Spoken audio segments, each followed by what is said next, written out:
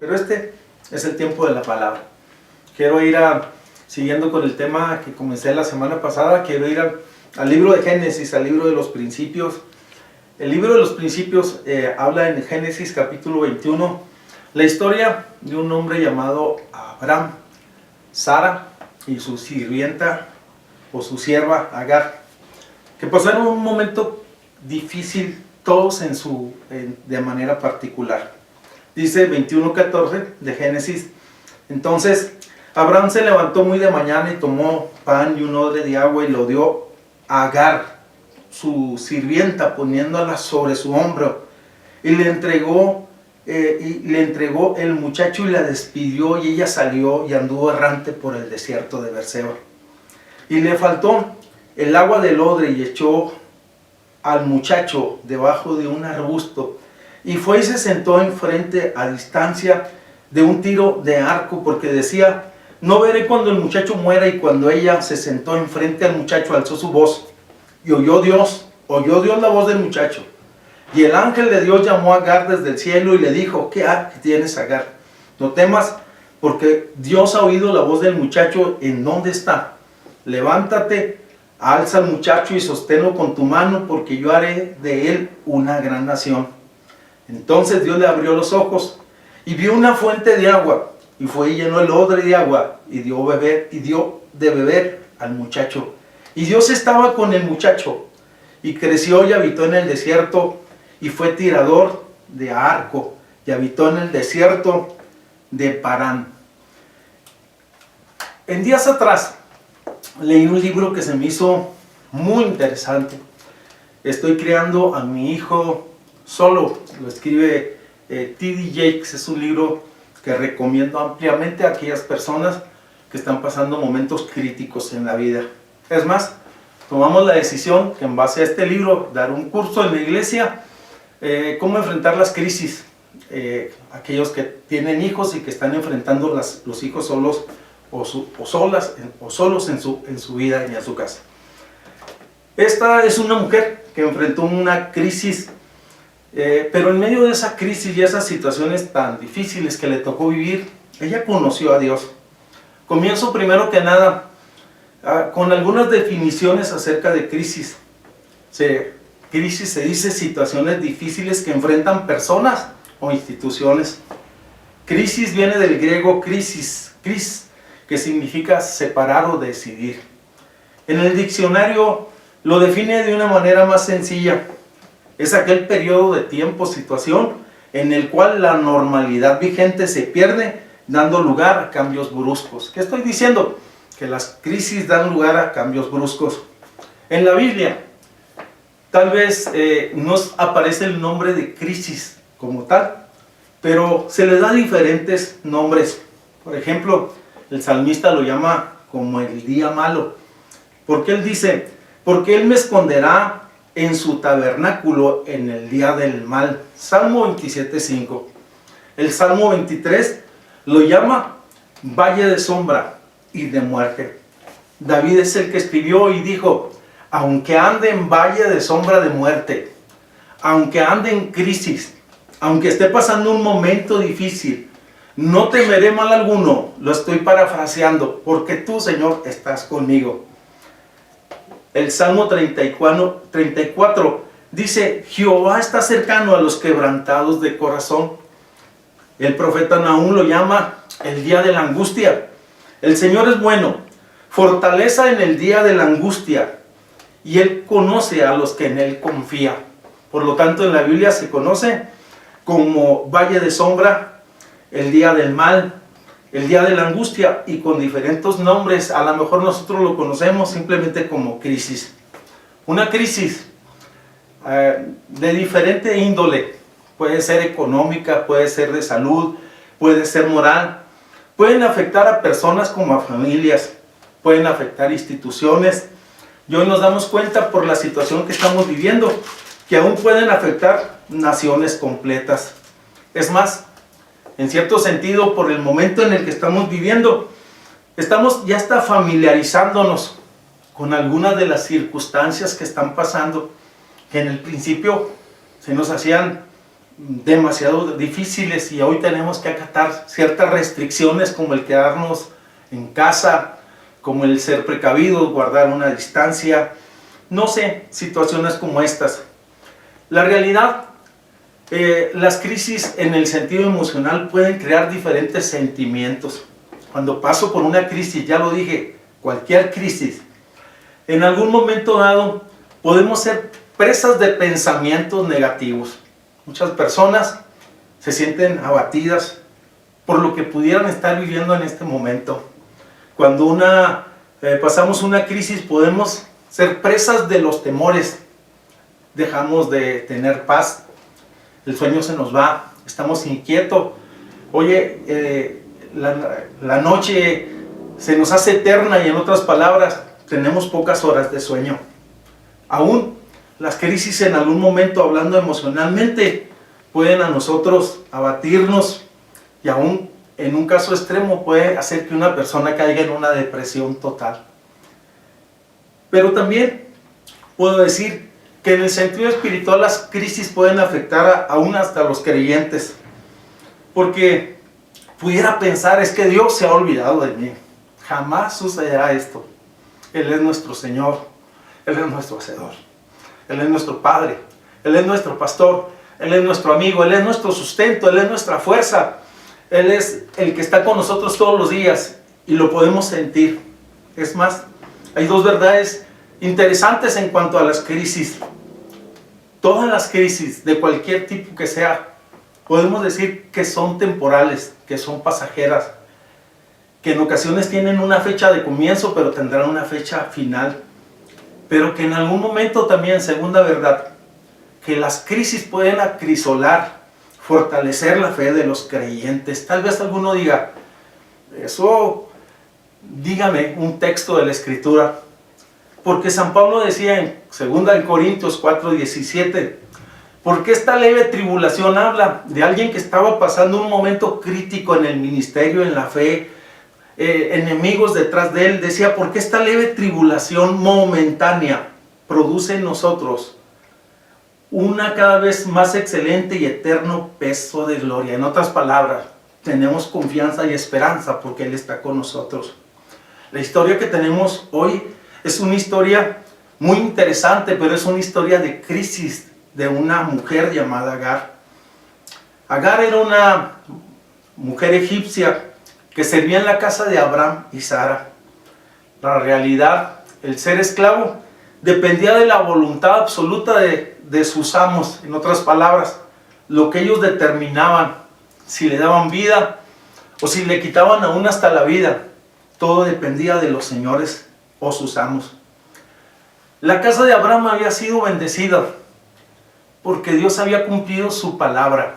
Dios le había prometido a Abraham que sería prosperado, que sería bendecido, pero también le había prosperado que sus descendencias serían numerosas como las estrellas del cielo, como la arena de la mar. Y cuando Dios promete algo, siempre lo cumple. O escúchame, no vea las circunstancias. Si Dios te ha prometido algo, yo creo que Dios lo puede cumplir. Esa es la realidad de las cosas.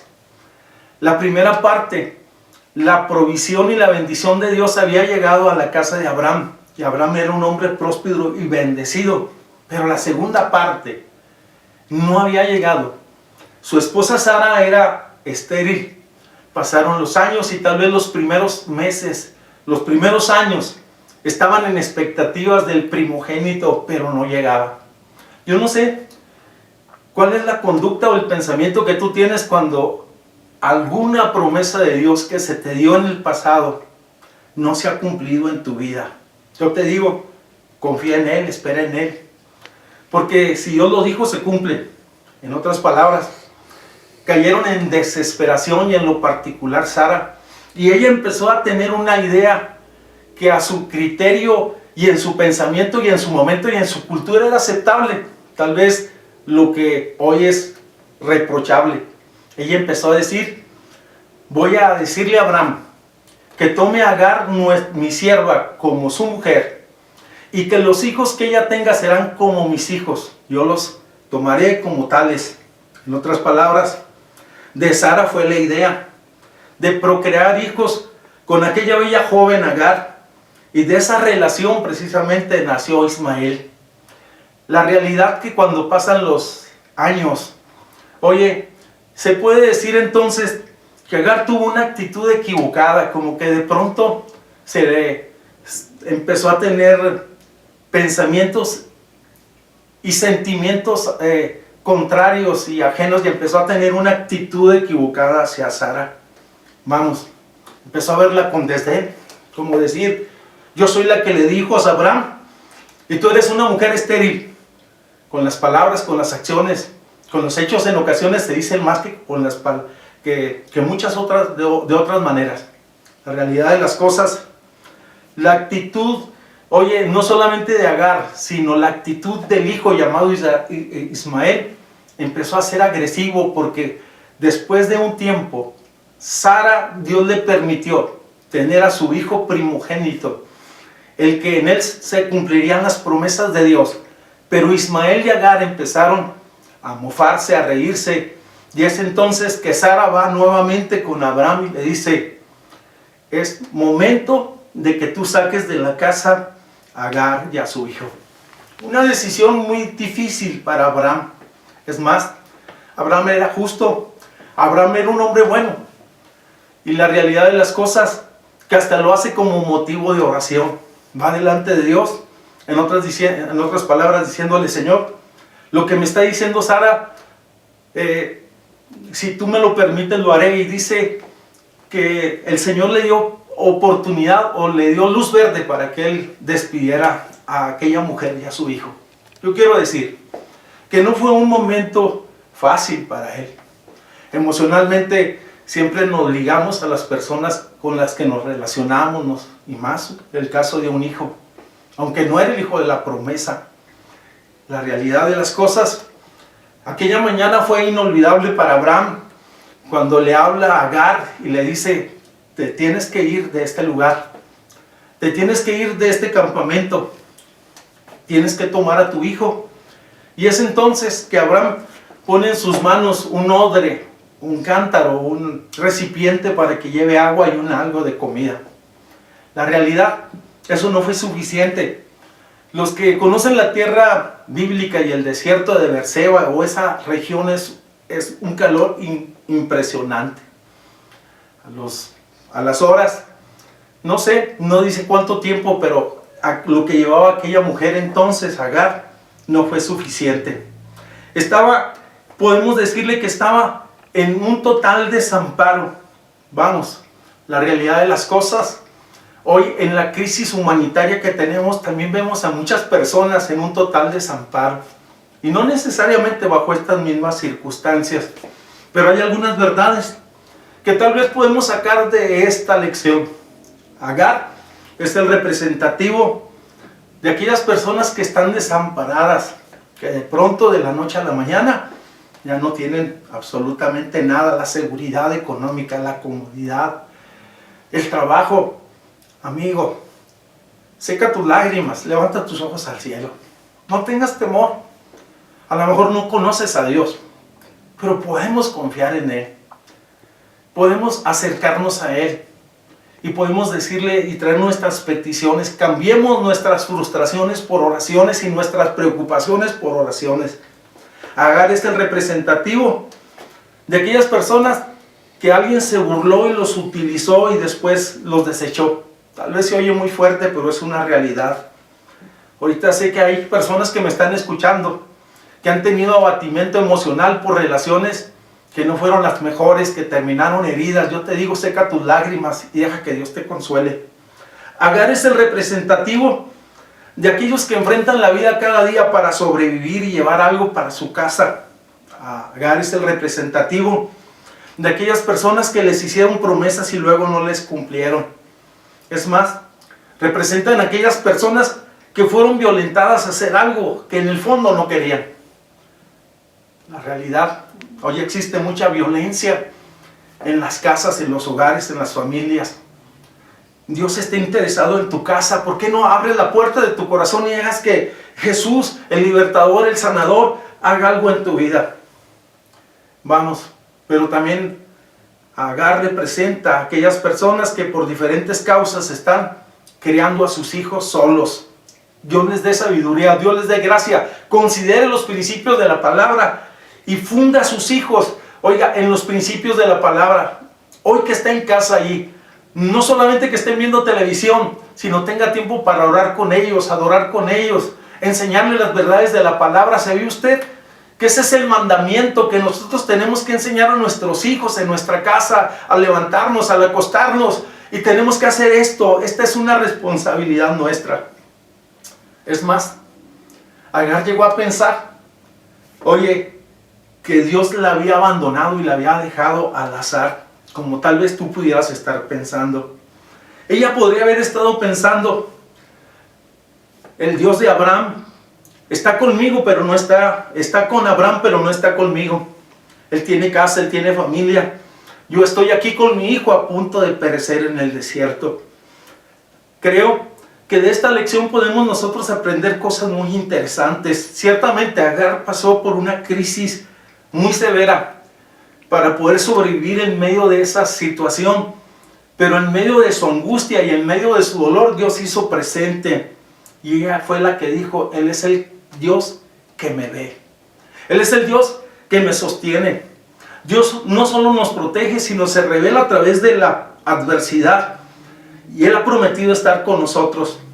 Hoy podemos experimentar a Dios en medio de estas crisis. Pero volvemos al pasaje y vamos nuevamente con Agar. Hay algunas verdades que están implícitas en el pasaje. Primero, Dios llama a Agar. Dios la conocía. Dios sabe dónde estaba y cómo estaba y el momento en el que estaba viviendo. Vuelvo y te digo a ti, Dios sabe quién eres. Dios sabe que has sido fiel. Dios sabe que tú le has adorado y le has servido.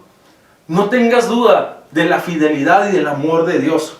La realidad, Dios se hará presente o se hizo presente a la vida de Agar de una manera inusual. Envió un ángel, envió un mensajero, llamó su atención, pero en medio de esa plática es Dios mismo que le da, no solamente que le llama o que llama su atención, sino que Dios le da consuelo. Y en otras palabras le dice, no tengas temor. Creo que la palabra no tengas temor es la frase favorita de Dios para sus hijos. No tengas temor aunque la tierra sea removida. No tengas temor aunque no tengas trabajo o estés a medio tiempo de trabajo por las circunstancias. No tengas temor aunque el diagnóstico sea muy severo. Sé que me están viendo personas que a lo mejor los desahuciaron médicamente, pero Dios es el que tiene la última palabra. No tengas temor aunque todo sea contrario. No tengas temor, oye, aunque tu caso se haya cometido injusticias en un juzgado, Él es tu abogado y Él es tu defensa. No tengas temor porque Él es tu médico, Él es tu escudo, Él es tu proveedor, es tu Señor, es tu fortaleza, es el amado nuestro, es nuestra fuerza y nuestro sustento cada día.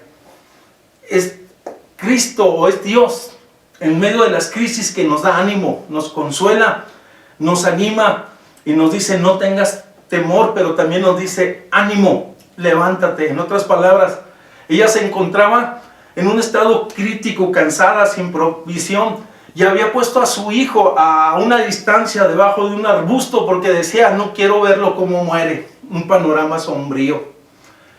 La realidad, Dios está por encima de las circunstancias. Dios es más grande que todos mis problemas. Dios está y puede obrar en mi casa, en mi trabajo, y Dios quiere obrar con nosotros. Es Dios que le da ánimo y le dice, levántate. Es Dios quien le dice, levántate de esa tristeza, de esa depresión, de ese luto, de esa angustia, de ese temor.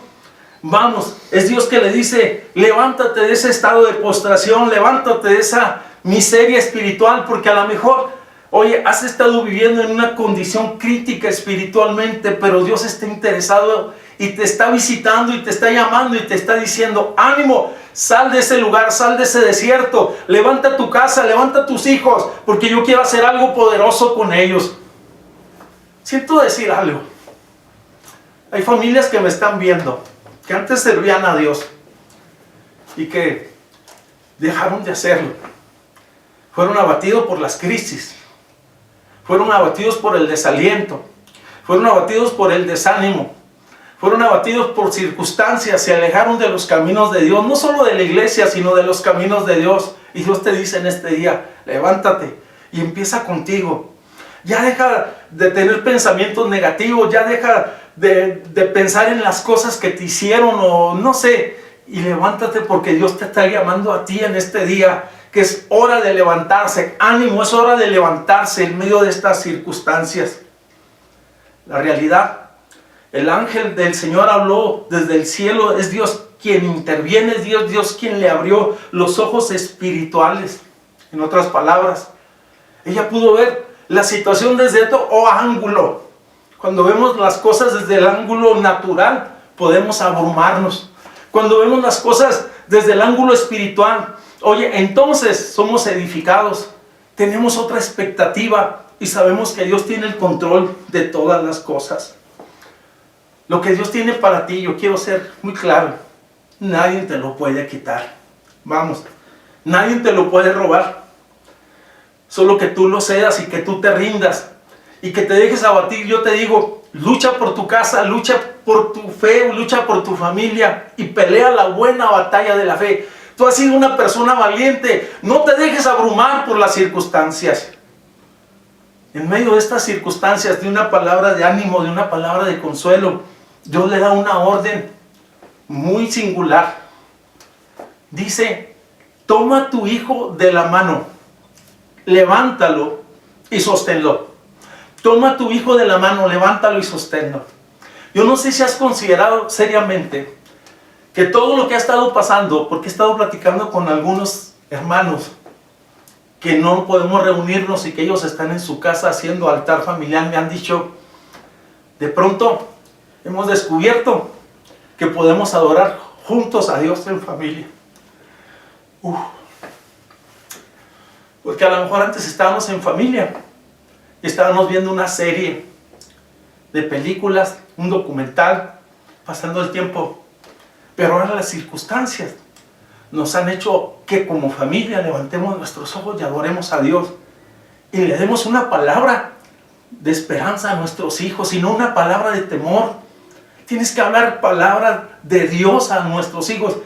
Y yo te quiero decir, no que seamos temerarios, sino somos personas de fe, que tenemos la confianza y la esperanza en el Señor, que Él tiene que Él tiene la última palabra en todas las cosas y que podemos estar confiados y fortalecidos en su presencia. Si tú estás bien, tu casa va a estar bien. Te lo voy a repetir. Si tú estás bien, tu casa va a estar bien. Pero si tú estás abatido, postrado, tu casa va a estar, oye, abatida y postrada.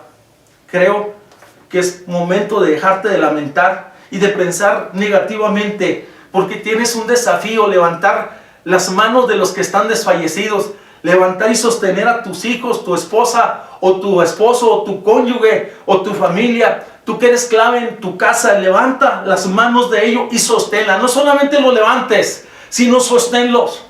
No te rindas ante las circunstancias. Toma los recursos espirituales. Vamos, sosténlo. La realidad de las cosas, no solo comiences, sino termina. Oye, la formación espiritual en la vida de tu familia. No solo estés pensando en el bienestar económico, en todas las cosas que hemos pensado durante tanto tiempo, sino en las cosas eternas, en las que tienen peso, las que sostienen, las que nos ayudan.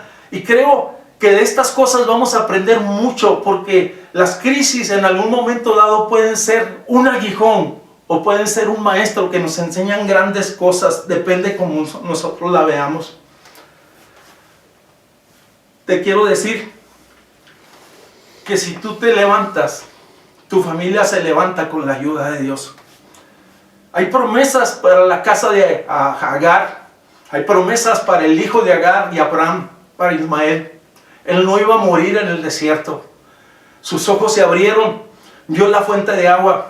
Y te quiero decir que Él es una fuente de agua viva y que todo aquel que tome de Él será vivificado por su espíritu.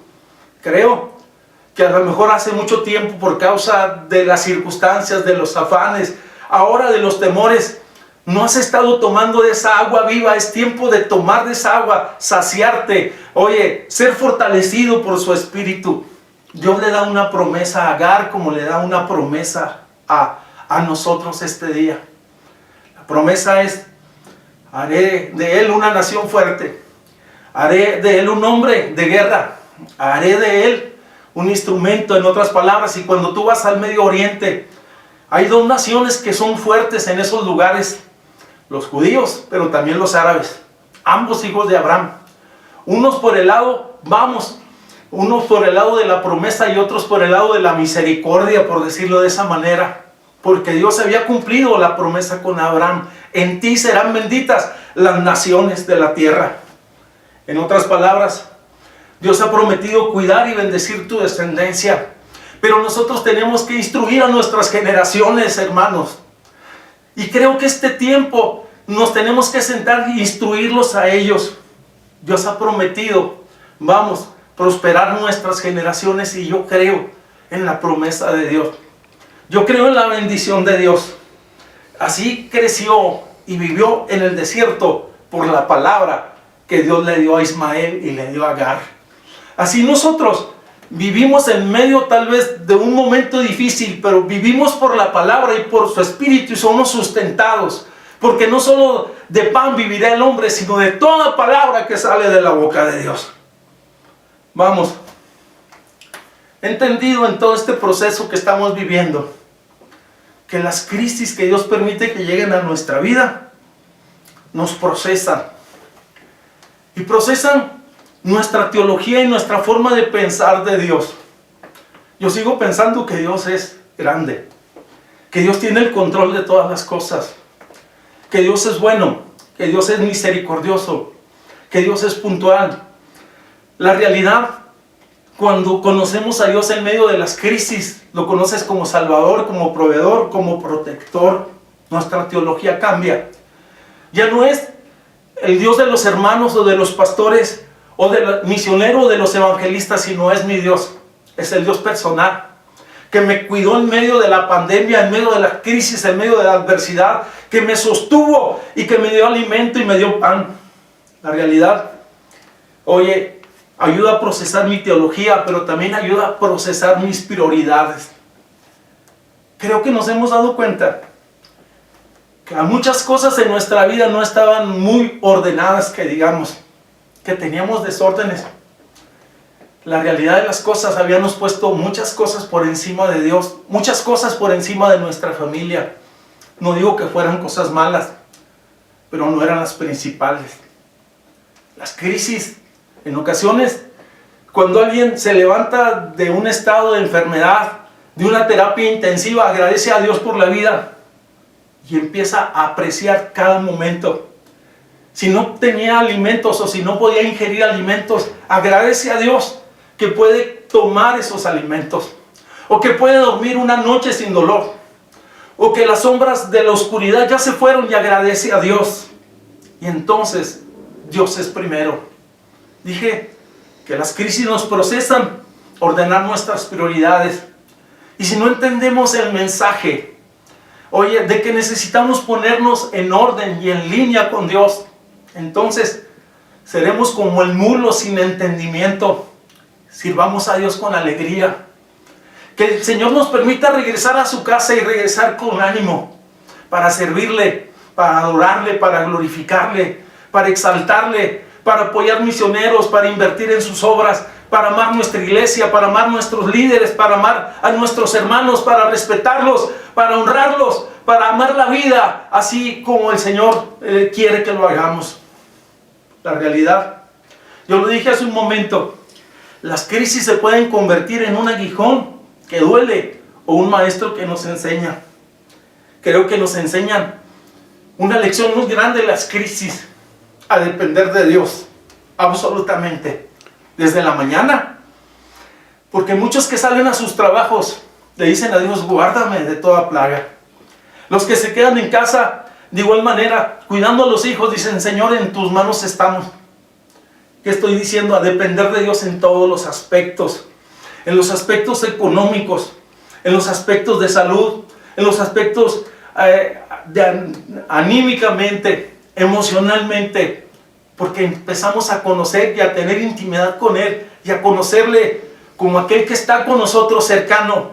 Él dijo que estaría con nosotros, que Él es el divino compañero del camino, el Paracleto, el que está con nosotros, su Espíritu Santo que nos sostiene.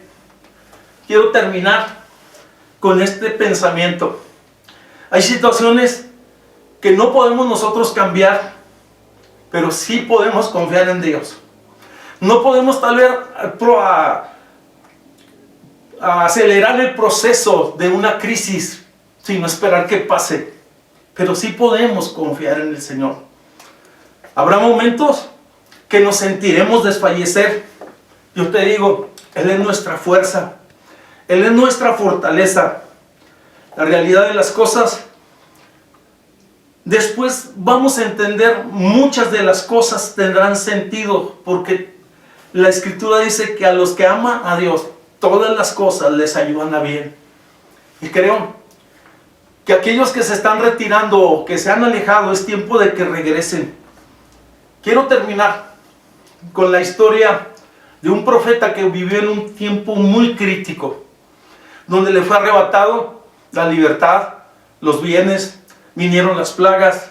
Oye, y aquel hombre, en medio de aquellas circunstancias tan adversas, me refiero a Habacuc, él escribió allí en Habacuc capítulo 13, hizo una declaración que está por encima de la lógica y del pensamiento humanista, y él dijo: aunque la higuera no florezca, en otras palabras, ni las vides haya fruto, oye, aunque falte el producto del olivo y los labrados no den mantenimiento, o que los campos no den las cosechas, y las ovejas sean quitadas de la majada, y no haya vacas en los corrales, ni el producto de los lácteos, él dice: con todo esto, yo me alegraré en Jehová, y me gozaré en el Dios de mi salvación, porque Él es mi Señor, porque Jehová es el Señor, es mi fortaleza, el cual hace mis pies como de ciervas, y en las alturas me hace andar.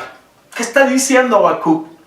Que a pesar de las circunstancias que estaba viviendo, experimentando como nación y como persona y como familia, él decía: yo me regocijo en Dios. Tú eres mi fortaleza, tú eres mi escudo, tú eres mi porción, en otras palabras, y puedo adorarte a pesar de las circunstancias.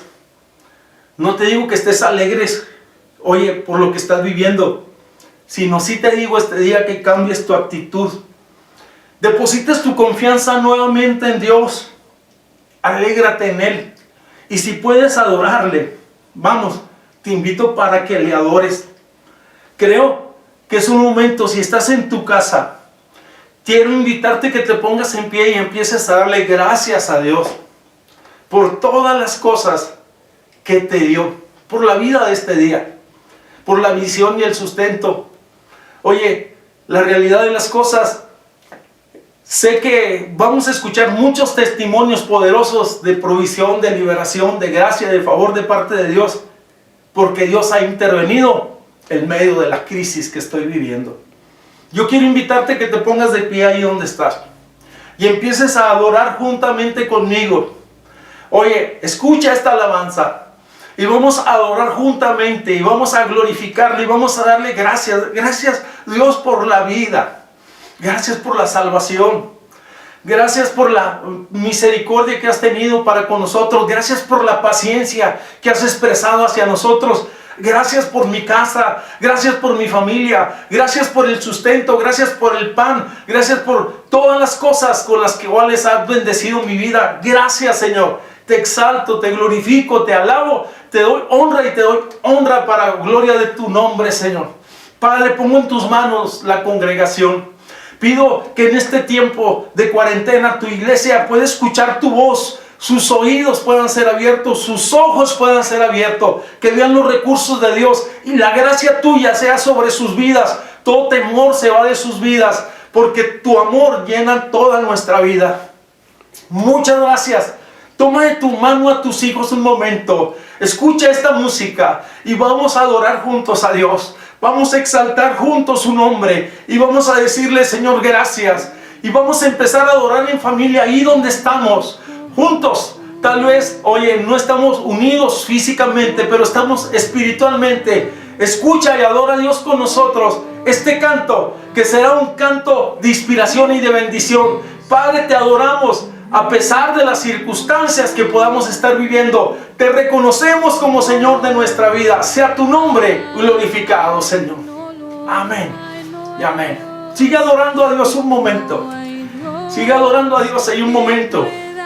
Sigue adorando a Dios un momento. Pido, Dios, que obres milagros ahí en la casa. Pido, Dios, que traigas paz y quietud ahí en los hogares. Pido, Dios, que traigas sanidad en los matrimonios. Pido, Dios, que traiga reconciliación entre los integrantes de esa familia. Pido, Dios, que abras puertas de bendición que han estado cerradas. Pido, Dios, tu gracia y tu favor, porque tu presencia y tu bendición es suficiente para nuestra vida. Muchas gracias. Adora a Dios un momento, por favor. Exáltale y glorifícale un momento. Vamos, sale ese estado de postración y empieza a adorar a Dios. Padre, muchas gracias. Wow. Tu presencia es una realidad. Muchas gracias.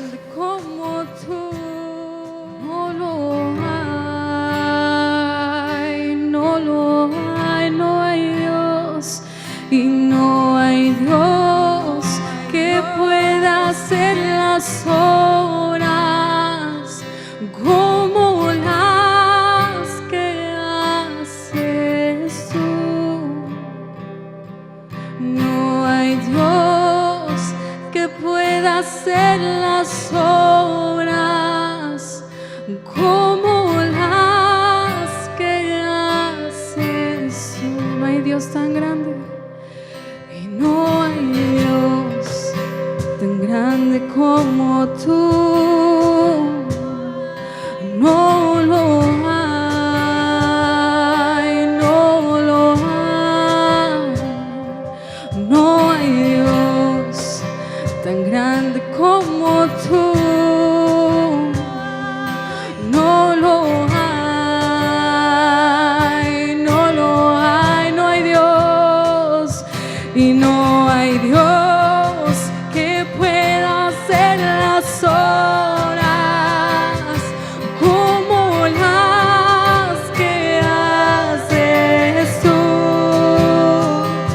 Y no hay Dios que pueda hacer las obras como las que haces. No hay Dios y no hay Dios que pueda hacer las obras como las que haces tú. Y no hay Dios que pueda hacer las obras como las que haces tú. No es con espada ni con ejército, es con su Santo Espíritu. No es con espada ni con ejército, es con su Santo Espíritu.